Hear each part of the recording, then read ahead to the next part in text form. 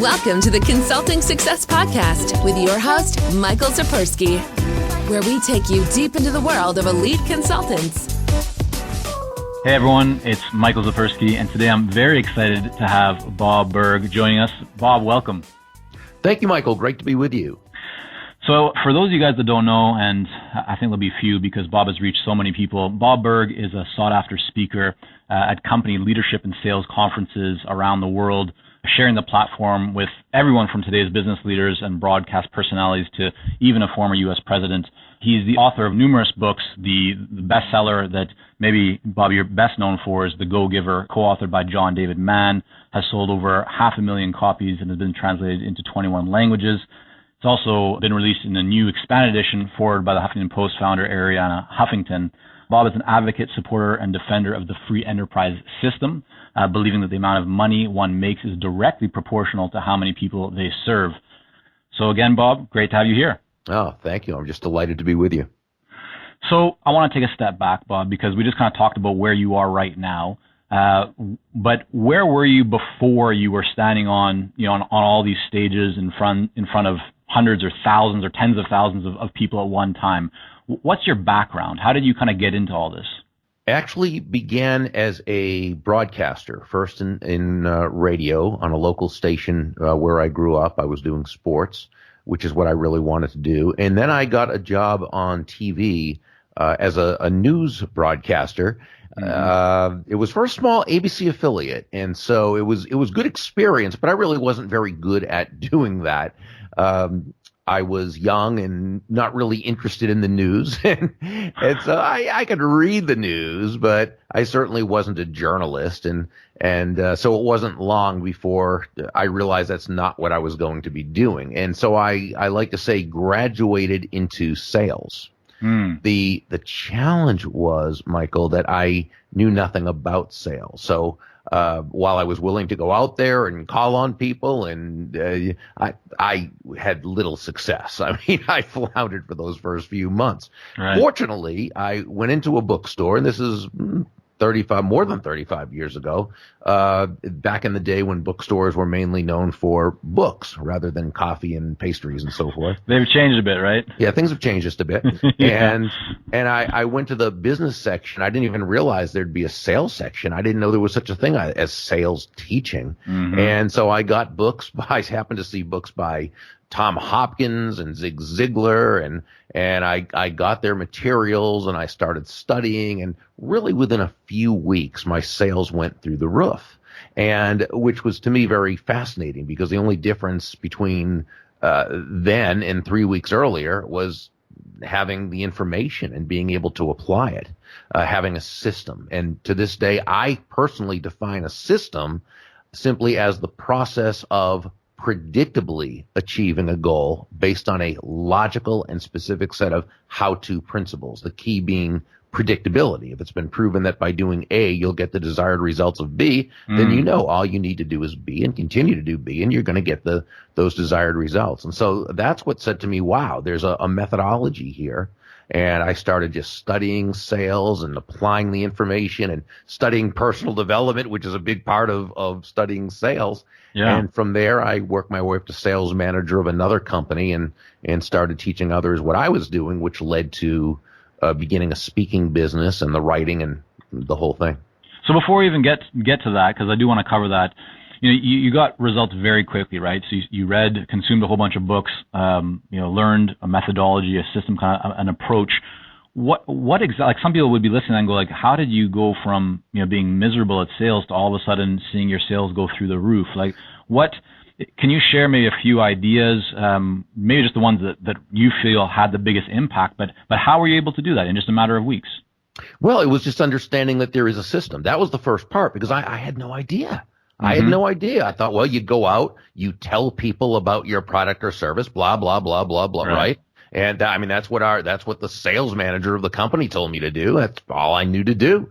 Right. What Zig and Tom, and those were the two I really started with. And what they both basically taught was that you ask questions, that selling is really discovering what that other person, what they need, what they want, what they desire. That's the starting point. Your focus needs to be on them and bringing value to them. How often do you see people make that mistake where they start off and they just, spend a great deal of time talking about themselves or their product or their methodology and not engaging in questions first? Surprisingly, I still see it quite often. And I think the reason why, Michael, is because it's very natural. As human beings and most people who represent a product or service, they love that product or service. They believe in that product or service, and they know in their heart that they can provide exceptional value to people through their product or service. Because of that, and being human, we think, if we can just tell everybody about it and just talk about that product, people are going to get it. And again, it's natural, but it's very ineffective. Right. Okay. You picked up on these sales skills. You started to see improvements, right, in sales growth. You then moved up the ranks a little bit, and then you mentioned that you decided to start a speaking business. That sounds like an abrupt or a big shift to make from being a sales manager or moving up the ranks to all of a sudden saying, okay, I'm going to go out and speak. So why did you decide to become a speaker? Well, I think I'm entrepreneurial by nature, so I knew I wanted to eventually have my own business. And when people who were seeing the success of my sales team were starting to ask me to come in and speak to their groups, I thought, wow, this might be a neat thing. I was also, at the time, I'd attended a seminar and I bought the person's cassette tapes. This is how long ago it was, by the way, Michael, not their CDs, their cassette tape album. Yeah.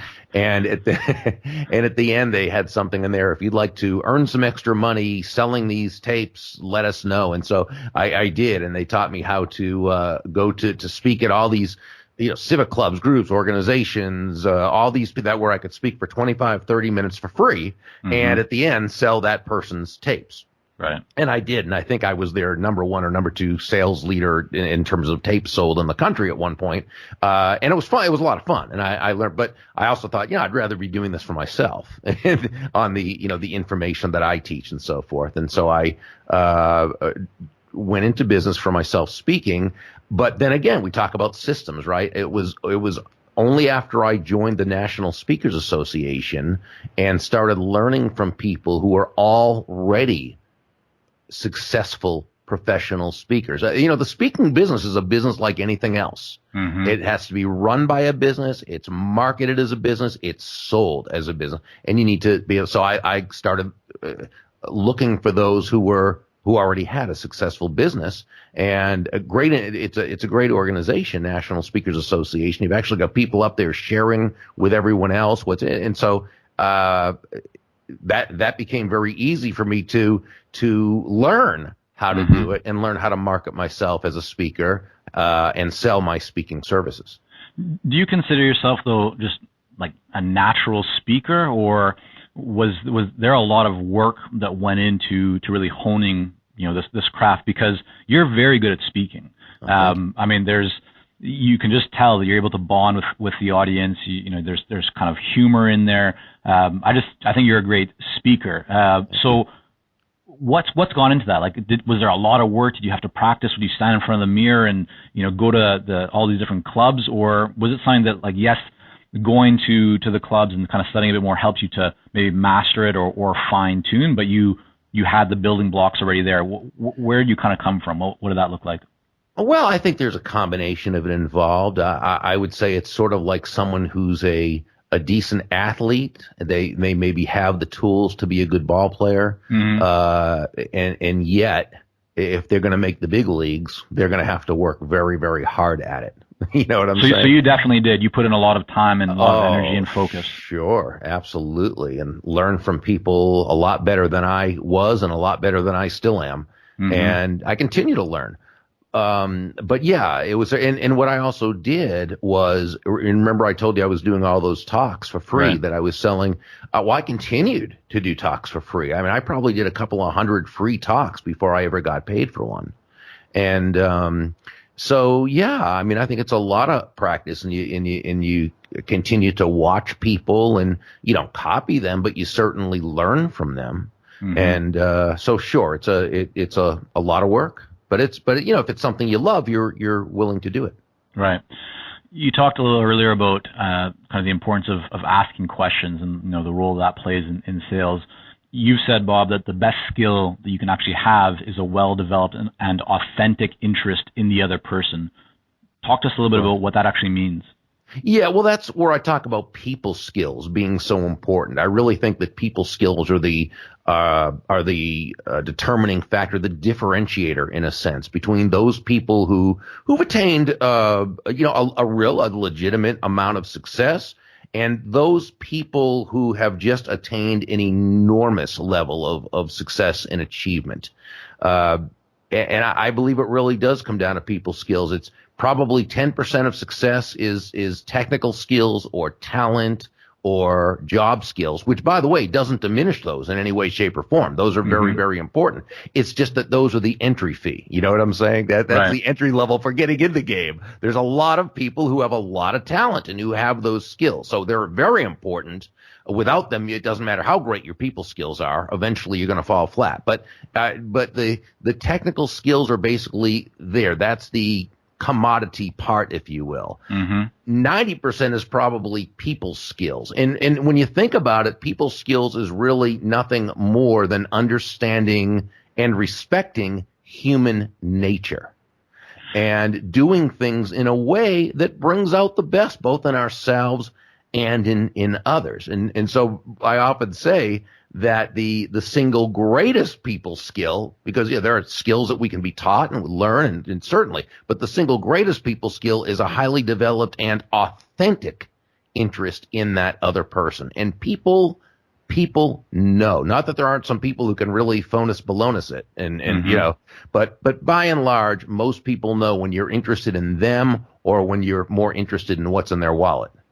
So, I find that really interesting because I think there's a lot of consultants out there that'll be listening to this and maybe they come from a very technical background, or maybe they consider themselves to be introverts. And when they hear you right now say, Bob, about people skills, their alarm bells are going off and say, I'm not a people person. I'm an introvert, or I'm technical. I don't really like to do the sales and marketing stuff. What do you say to those people? Okay. Well, first of all, I'm an introvert, which simply means that I derive my energy by being alone or with just, one or two very close friends that I'm comfortable with. Now, it's one thing if I'm up there speaking in front of an audience, but that's not me being part of an audience and I don't like that. I don't go to a lot of social events. I don't do those things. I don't derive my energy from that as an extrovert does. But here's the neat thing for all introverts to know. As an introvert, you actually can be a much better salesperson than an extrovert. Because remember, an extrovert wants to be talking and wants to be talking about themselves and what they may enjoy the process more than an introvert, but they're typically not as effective at it unless they can control that desire to talk. With an introvert, we tend to be much more, we'd rather ask the questions because we'd rather not be the focal point. Right. And when you're asking those questions, I often say to my audiences, how many of you ever been in a conversation with someone who let you do practically all the talking, even just once or twice? And most people will raise their hand because we've all had that experience once or twice, right? And then I say, how many of you came away from that conversation saying to yourself, wow, what a fascinating conversationalist that person is, right? Because they let us talk about ourselves, which made them fascinating. Right. And that's really the advantage an introvert has. I love that kind of definition and insight because I think a lot of people, initially feel that maybe an introvert has a disadvantage, but clearly the way that you've explained it here, a real advantage when it comes to having more meaningful conversations with people. Sure. So you started off, speaking. When did writing come into the picture? Because I think correct me if I'm wrong, but I believe you're probably best known as in terms of books, as the author of The Go-Giver and kind of a whole series around that.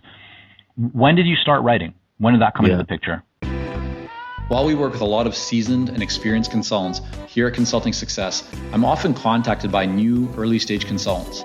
Invariably, the question I'm asked is, what are the steps I should take to become a successful consultant and grow my consulting business to my first 6 figures per year? Well, I'm excited to announce that we've opened the doors for our Momentum program.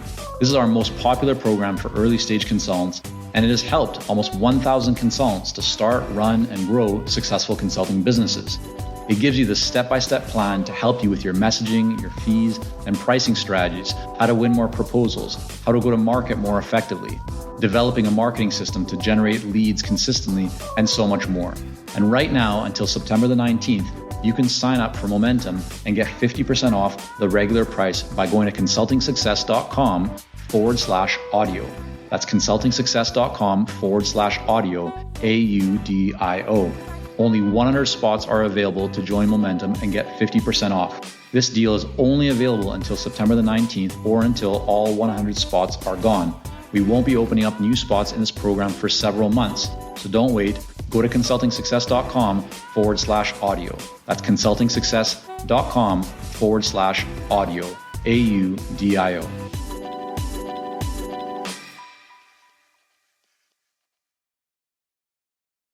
Well, and I was very fortunate with the Go-Giver because I got to team up with John David Mann, who is an extraordinary writer and storyteller. You know, I'm much more of a how-to person, as you can probably tell, right? I'm step 1, step 2, step 3. That's right. John's a great storyteller. So in the Go-Giver and 3 of the 4 books in the series, actually 2 of the 3 right now, we've got another one coming out next year, but are parables, which are stories. And so John really is just such a fantastic job there. My first book, Endless Referrals, was a how-to book. Now, the reason I wrote that one was because I'd been in National Speakers Association for a few years. I'd been speaking for about 4 years, and I was doing pretty well. I was kind of, my career was progressing, not as quickly as I would have liked, of course. And I was attending one of the events, and I think it was in the hallways. I was talking with some people, between programs. And one of them said, "Burg, you really need to write a book." I said, "Why?" And they said, "Because when you write a book, when you're the author of a book, you're going to be much better positioned. You're going to have much more authority in the marketplace with your topic. You're going to be able to get higher fees. It's going to be easier to sell the speaking engagements." And I kind of did some checking around and found, now this is kind of common knowledge today, right? But not everybody knew that back then when I was starting. And so I did that. So my first book was just really utilitarian. It was just because there was a reason for me writing that particular book that was totally business focused. Now, so I would say back then I was a speaker who wrote, and I wrote a couple of books, in the 90s and so forth. I would say it sort of morphed a little bit because the Go-Giver series, again, even though John, again, is the lead writer and storyteller, it's still, we write these because of the messages themselves that we want to share. And so I'd say now I'm more of a writer who speaks. And this is the first book. So with all my other books that I wrote, my how-to books, I would use them as outgoing marketing tools. And they worked very successfully. But it's not like I usually receive calls that say from a company that said, "Hey, we've got your book and we'd like to come and have you to come and speak." That didn't usually happen. With the Go-Giver, it's different. That we do get now calls that the book has gone through their organization. How much do you charge to speak? Can you come in? And I think the big reason is, again, because it's a story, and stories connect with people. So I'm really interested in I want to dive a little bit deeper into that in terms of, the how-to books. When you first heard from someone, you got to write a book, Bob, and you go, okay, if you do some research, you decide, I'm going to write a book. So you write a book. That first book that went out there, what was the impact? Did it have an impact on your business? Yeah, it had a big impact. But again, it was always proactive. Because I could use that when I was calling, and back then I was calling and selling my own speaking engagements, and so I would be working a particular niche, say, and I'd work it horizontally with every state and regional association, and I'd work it vertically all the way up. And what I would do is I would continually utilize it. Now I also wrote articles back then. Remember, this wasn't online. This was back in the day. So I'd write articles for their trade magazines and publications. I'd make sure to position myself every way I could as an expert in in that field. But when I would call and I would introduce myself and so forth and ask if they happened to have heard of endless referrals, and if they did, great, but usually they didn't. And so I'd say, well, I'd love to send you one if you would like. And usually they did, because that's exactly what they were looking for. I knew my audience. And my audience, they needed, wanted, desired, and could afford to learn about endless referrals. That's what they wanted. That's how I named the book, with a benefit in mind.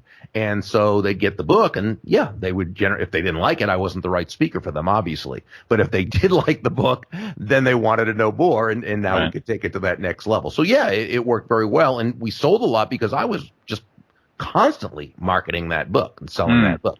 So you actually, like, you had a list of target kind of ideal clients or ideal associations or groups that you want to actually speak at, right? That's kind of what you were selling. That was the product. Right. And so you'd call them up and you'd ask them if they had heard of your book. You'd send them a copy of the book, and then you'd follow up again to see what they thought of it, and then kind of transition that to see if there's an opportunity to speak for them, as well as potentially write for their publications. Is that what you were doing? Yeah, well, I wouldn't lead in with have you heard of my book? It was first I was leading in to see if they were interested in the kind of program I would be teaching. So in other words, I might talk to the person who's their director of sales, or if it was an association, it might be their program chair or something like that. And it might be that I speak on a topic called endless referrals that basically answers the question asked by so many, and then the type of people in that business, which is, who do I talk to next now that my original list of names has run out? Does anyone in your organization tend to have that issue? Well, they did. I knew they did that. That was the market I was going for. And they'd say, oh yeah, absolutely. Boom. So I'd start that way. And by the way, and then at that point, by the way, I would also, and it could be at the same time, it could be later, it could be whenever, but I would have spoken to the person at the what did I mention earlier? The trade. I was thinking their trade magazine, which would be a different office maybe. So it might have been before I even spoke to that person, or it could be at the same time, or it could have been after that I would have written for that magazine, and I could refer to that too. Did you happen to see the article in? Right. Okay. And when you were doing that, I mean, you must have encountered a lot of people that weren't interested. Like many more no's than yeses. How did you deal with that? Like, what was your mindset as you were working through and you're just getting no after no, or like what was going through your mind as you were working that process? How did you stick with it? I think it's understanding, Michael, that you don't have to enjoy the no's. You just have to know it's part of it. Some great friends of mine, Andrea Waltz and Richard Fenton, have this fantastic book. It's also a business parable. It's called Go for No. And they totally reposition the very idea of no. The basic premise of the book is yes is the destination, no is how you get there. Right. And so it's being willing to go through the no's. Now, let me share something with you, because you bring up such a great point. How do you deal with the no's? And I think that sometimes in the personal development genre, if you will, right, which we're both part of, and so are many of the people listening to this, there's sort of that politically correct type of thing where, oh, don't worry about the no's. No's are great. It means you can get another yes, or it means it's more known, blah, blah, blah. Right? Well, you know what? That's malarkey. I hate no's. Most of us do. Who wants a no? We want yes. So that's not the issue. It's just understanding that no is part of it. You don't have to like it in order to hear it and be able to accept it and be able to go. Now, sometimes, remember, today's no is tomorrow's yes, or it's next year's yes. But not always. Sometimes it's just no, and it's going to be no. So it's just a matter of having a game plan, understanding what you're going to do. How are you going to follow up with this person? How do you know when it's no longer worth following up with that person? How do you know? So you just do it that way. But again, the main point is, I don't think you have to enjoy the no's. You just have to know that it's part of it and be able to deal with it and go through it. Remember, there's people in this world right now who their main goal for the day is to get fresh drinking water for their family. Okay. Having someone tell us no is not the worst thing in the world. And I don't mean to be morbid, but sometimes it's helpful to really reframe things by understanding that we could be a lot worse off than having to face someone saying no. Yeah. Definitely agree. Bob, you talk a lot about this idea of value comes before money, right? Like really providing value to people. Now, for those that are in the earlier stages of their business, or even maybe their business is more established, but their number one priority in their mind is growing sales and growing revenue. For those people, sometimes it's hard to see that their focus should be on providing value instead of having a kind of a successful transaction or just getting a deal done. What do you say to those people? The people that are either in a position where they really need to generate more revenue and cash in their business because they're early stage, or just because they're in a position where that's important to them, to the growth, to the existence of their business. How can they shift their mind to actually saying, you know what, it's okay to provide value before focusing on the transaction? Well, and it's a great question. And I think a lot of it has to do with people maybe misinterpreting the value money situation. And in other words, they may think that because your focus is on the value, and this is what we say, that your focus needs to be on the value. Money is simply an echo of value. Money is an echo of value. It's the thunder, if you will, to value's lightning, which means nothing more than the value comes first. That needs to be the focus. The value comes first. The money you receive is simply a very natural and a direct result of the value you provide. So when we say focus on the value, that doesn't mean give yourself away for free. It means you've got to be able to communicate to that person the value that they will receive by doing business with you. And remember, value, which is the relative worth or desirability of a thing to the end user or beholder, value is always in the eyes of the beholder. So it just makes logical sense that until this person understands the value they'll receive from you, they're not giving you their money. Yeah. So that's why, right. So, I often say, again, when I speak at a conference, I'll say, no one's going to buy from you because you have a quota to meet. Right? And they're not going to buy from you because you need the money, and they're not even going to buy from you because you're a really nice person who believes in your product or service. No, they're going to buy from you only because they believe they'll be better off by doing so than by not doing so. As a result, the onus is on we, the salesperson or the consultant to communicate that value. And we do that not by focusing on the money. We do that by focusing on making their life better, their life easier, their business more, what have you. And so how do you draw that line or even connect that line between providing value and then actually making an offer? Like a lot of consultants have this hesitation, like they don't want to impose, they don't want to be too direct. And so sometimes when they're thinking about providing value, and so maybe they're writing articles, they're doing online trainings, or they're even speaking, but they're not making a clear offer. There's no clear call to action. They're waiting for people to come to them or to request something from them. What's your suggestion around that? How do you know the right time, and the kind of the balance between giving value and putting information out there and content and actually having a clear offer? Well, of course, putting content out into the marketplace is one form of adding value. Okay, and which positions you in the marketplace.